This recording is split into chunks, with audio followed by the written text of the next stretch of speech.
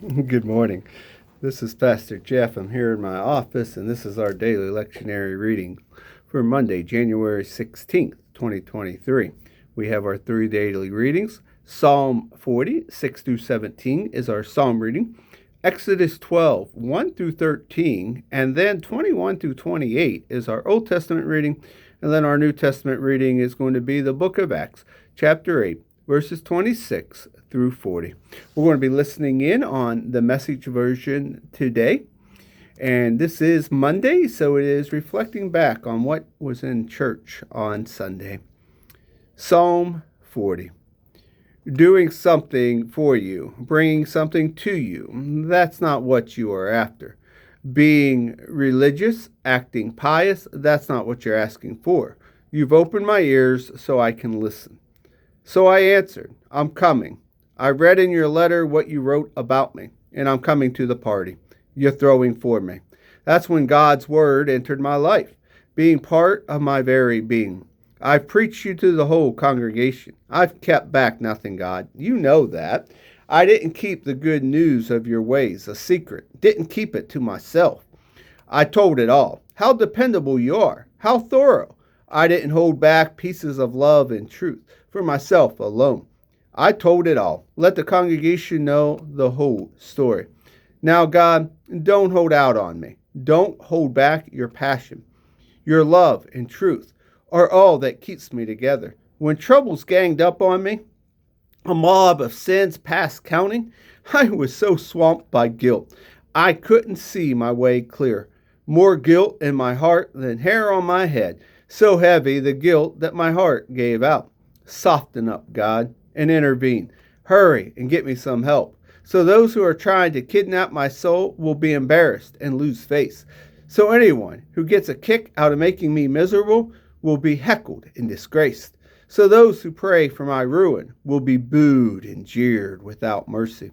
But all who are hunting for you, oh, let them sing and be happy. Let those who know what you are about tell the world you're great and not quitting. And me, I'm a mess. I'm nothing and have nothing, making something of me. Yes, you could do it. You've got what it takes. But God, don't put it off.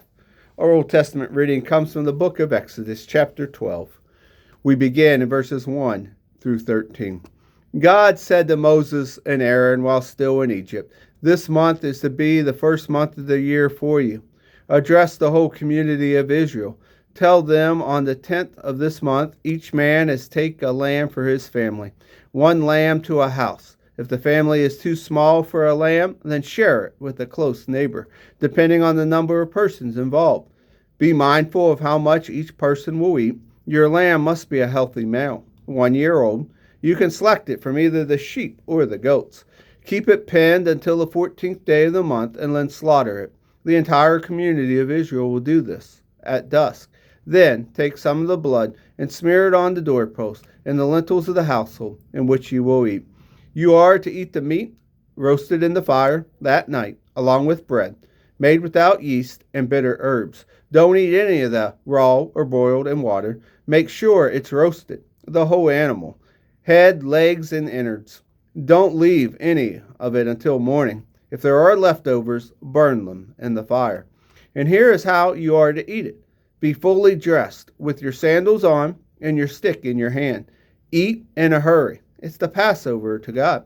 I will go through the land of Egypt on that night and strike down every firstborn in the land, whether human or animal, and bring judgment on all gods of Egypt. I am God.